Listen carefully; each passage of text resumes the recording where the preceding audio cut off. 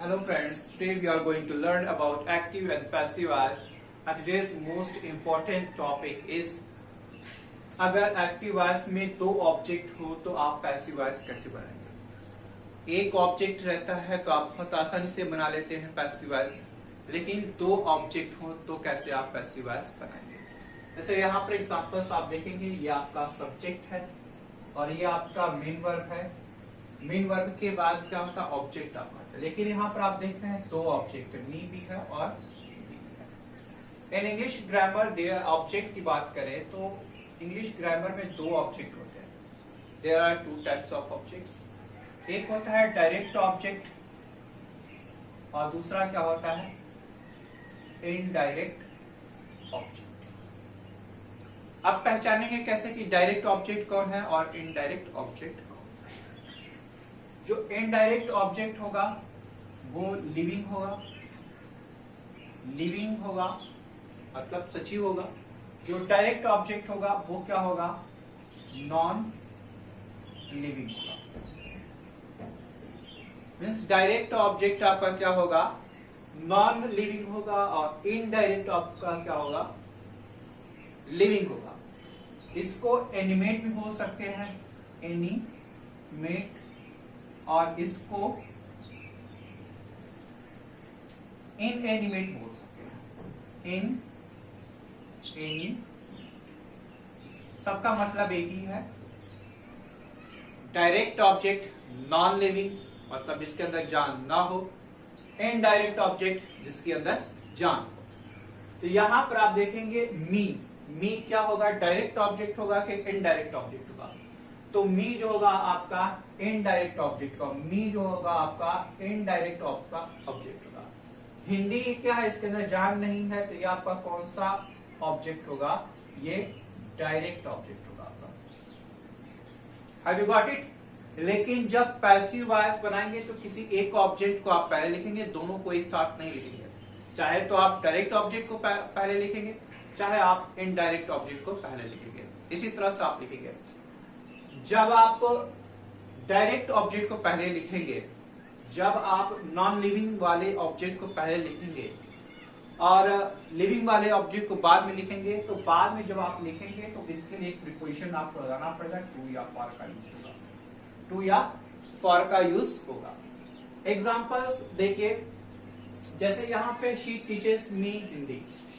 अगर मैं यहाँ पर एक एग्जांपल्स को मैं यहाँ पे इरेज करता हूँ, उसके बाद मैं यहाँ पे आपको बताता हूँ। देखिए थोड़ा सा स्पेस ले लेता हूँ। शी टीचर्स मी हिंदी। अब यहाँ पे देखिए ये एक ऑब्जेक्ट है, पहले इस ऑब्जेक्ट को मैं पहले देखता हूँ।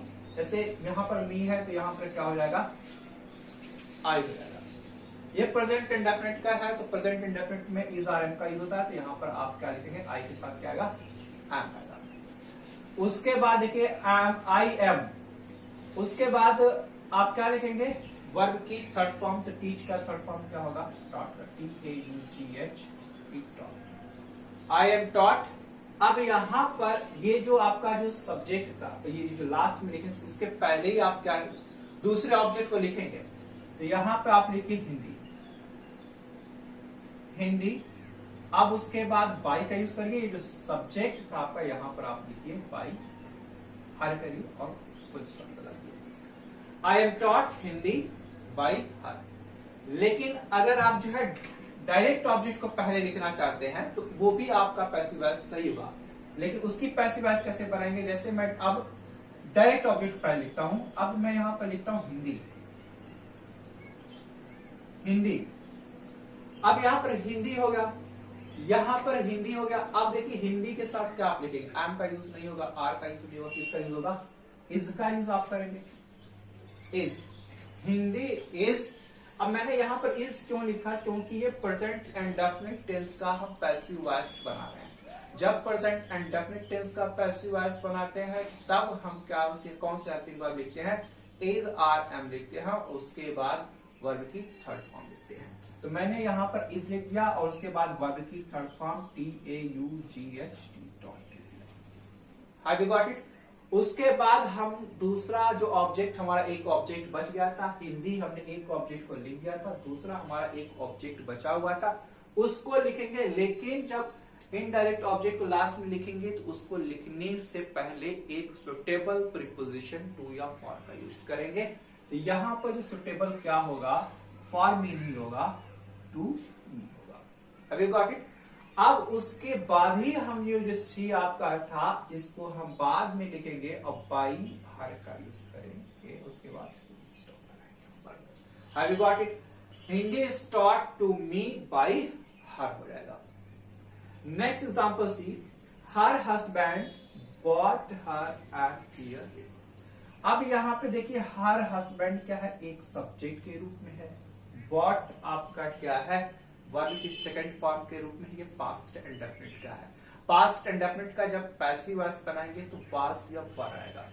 अब यहां पे देखिए हर क्या है, हर यहां पर एक सब्जेक्ट ऑब्जेक्ट है। हर क्या है, एक ऑब्जेक्ट है।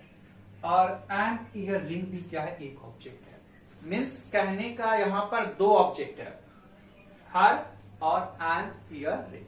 हर क्या है, हर जो है आपका एक इनडायरेक्ट ऑब्जेक्ट है, इनडायरेक्ट ऑब्जेक्ट है। और एन ईयर रिंग क्या है, एक आपका डायरेक्ट ऑब्जेक्ट है। डायरेक्ट ऑब्जेक्ट ये क्यों है, क्योंकि ये नॉन लिविंग है। किसी ऑब्जेक्ट को भी आप पहले लिखकर पैसिव वॉइस बना सकते हैं। पहले मैं इनडायरेक्ट ऑब्जेक्ट को लिखता हूं, यहां पे हर है तो यहां पे जब आएगा तो ये क्या हो जाएगा, शी हो जाएगा। अब ये पास्ट इंडेफिनिट में है तो वाज वर आएगा, तो शी के साथ क्या आता है, वाज आता है। मैंने यहां पर वाज लिख दिया। और उसके बाद वर्ब की थर्ड फॉर्म लिखा जाता है, तो यहां पर बॉट ही जो है सेकंड और थर्ड फॉर्म बिल्कुल सेम होती है, तो बॉट हो जाएगा, शी वॉज बॉट। उसके बाद मुझे दूसरा ऑब्जेक्ट लिखना है, तो यहां पर मैं क्या लिखूंगा, an ear ring.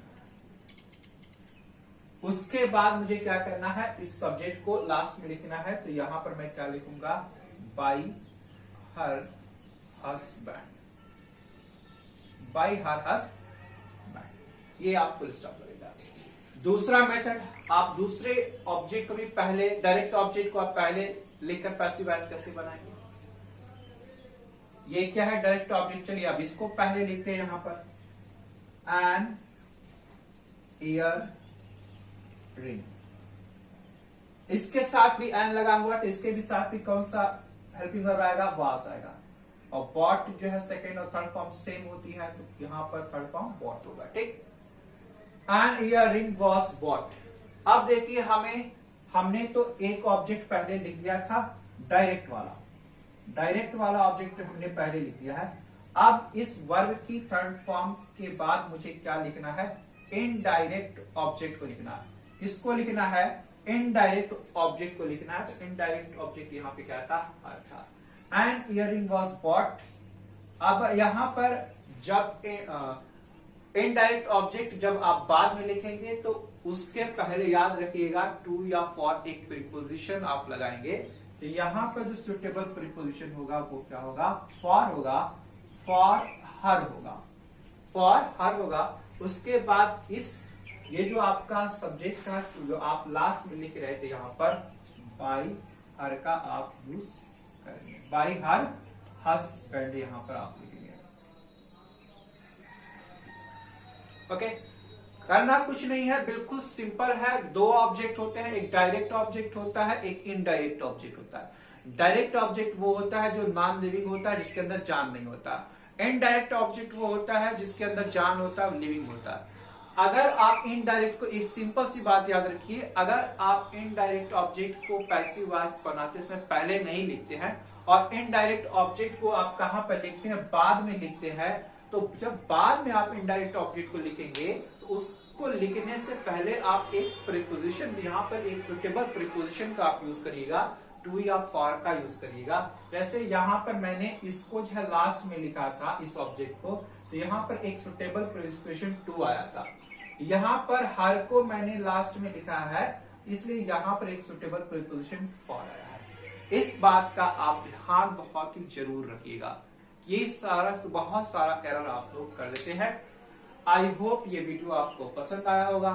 Thanks for watching this video.